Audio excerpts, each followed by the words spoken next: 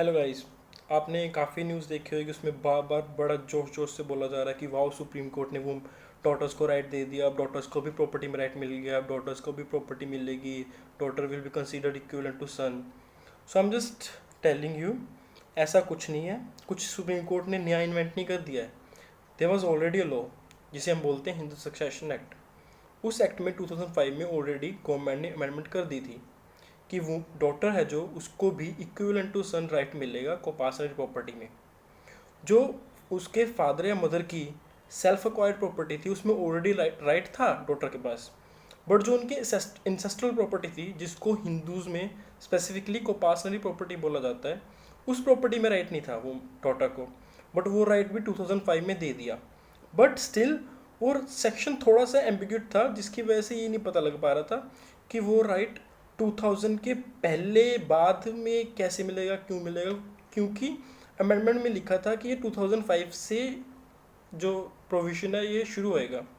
सो इस कन्फ्यूजन को दूर करने के लिए जब कोर्ट में केसेस आए तो वेरियस हाई कोर्ट्स ने वेरियस जजमेंट्स दी, कन्फ्यूजन थी। तो अल्टीमेटली 2050 में सुप्रीम कोर्ट की डीबी की एक जजमेंट थी, प्रकाश वर्सेस फुलवती। उस जजमेंट में स्पेसिफिकली सुप्रीम कोर्ट ने ब्यूटीफुली 10 पेज के जजमेंट में एक्सप्लेन कर दिया था कि ये राइट किसको मिलेगा किसको नहीं मिलेगा। तो वो बोलते हुए अल्टीमेटली सुप्रीम कोर्ट ने कहा था कि if both the daughter as well as the father, if they are alive at the time of the applicability of the amendment, फिर तो डॉटर्स को प्रॉपर्टी में राइट मिलेगा, बिकॉज उस अमेंडमेंट की डेट को it will be presumed that daughter has become the coparcener. और उसके अगर पहले ही कोई डॉटर या फिर उसके फादर एक्सपायर हो गए थे तो वो राइट वो बोले फॉरफिट हो जाएगा।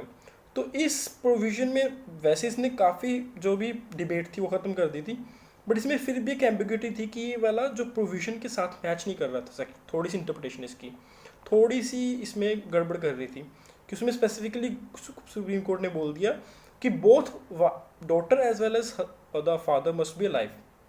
फिर क्या हुआ, 2018 में डीबी की सुप्रीम कोर्ट की एक और judgement I, सनमा versus Amar.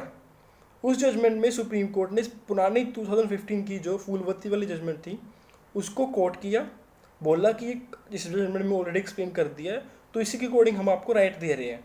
But जब राइट देने की बात आई तो I don't know supreme court की कैलकुलेशन करते टाइम कुछ मैथमेटिकल प्रॉब्लम होगी, तो उन्होंने अल्टीमेटली जो उस जजमेंट में रिलीफ दिया वो रिलीफ कुछ और दे दिया जो फूलवती के साथ मैच नहीं करता था। तो जो फूलवती में प्रिंसिपल ले डाउन किया था उससे थोड़ा सा कॉन्ट्राडिक्टरी रिलीफ दे दिया।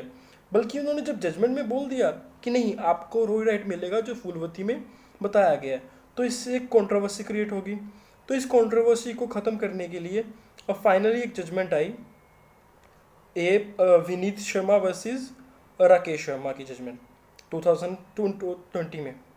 बट प्रॉब्लम क्या है कि इस जजमेंट में क्लैरिफाई तो कर दिया कि फूलवती वाली जजमेंट ठीक थी, बट ये बोला कि फूलवती ने एक मिस्टेक कर दी ये बोल के कि both daughter as well as the father must be live. तो फुल इस जजमेंट में क्लियर कर दिया कि नहीं, 2005 की जो अमेंडमेंट हुई थी उसका मीनिंग ये है कि अगर 2005 के टाइम कोई भी कोपासनरी प्रॉपर्टी अगर पड़ी है, चाहे फादर लाइव हो या ना हो, तो डॉटर उसमें कोपासनर बन गई।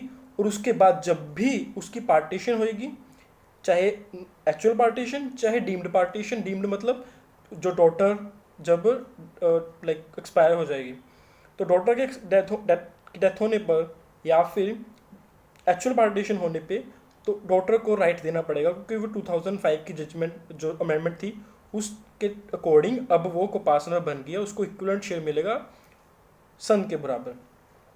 तो ये कुछ नया राइट नहीं दिया सुप्रीम कोर्ट ने, ये ऑलरेडी 2005 की जजमेंट अमेंडमेंट को एक्सप्लेन किया है। बट कुछ न्यूज़पेपर जो कि लीगल बैकग्राउंड से नहीं है वो इसको ऐसे एक्सप्लेन कर रहे हैं, ऐसे फ्रॉन्ट कर रहे हैं, और कुछ लोग भी तो लाइक स्टेटस डाल डाल के व्हाट्सएप पे ये दिखा रहे हैं कि वाह सुप्रीम कोर्ट ने वुमेन्स को इक्विवेलेंट राइट दे दिया, वुमेन को इक्विवेलेंट राइट दे दिया। No, this is false.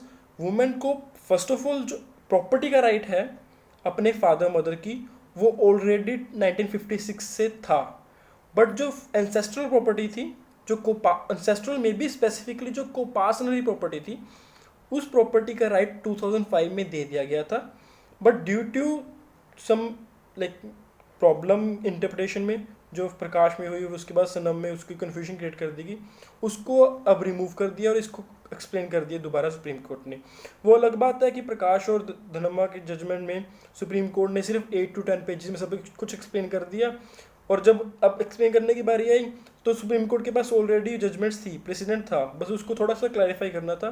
But अब सुप्रीम कोर्ट ने 130 पेज की जजमेंट निकाल के उसमें काफ़ी कुछ डिस्कस करके क्या था क्या नहीं था, तो उसमें डिस्कस करके कि यह वुमेन का राइट होना चाहिए, ये होना चाहिए, वो होना चाहिए, तो उन्होंने स्पेसिफिकली जो अमेंडमेंट थी उसको इंटरप्रेट करने की बजाय ये थोड़ा सा उसमें लिख दिया कि कैसे ये वुमेन का राइट बनता है।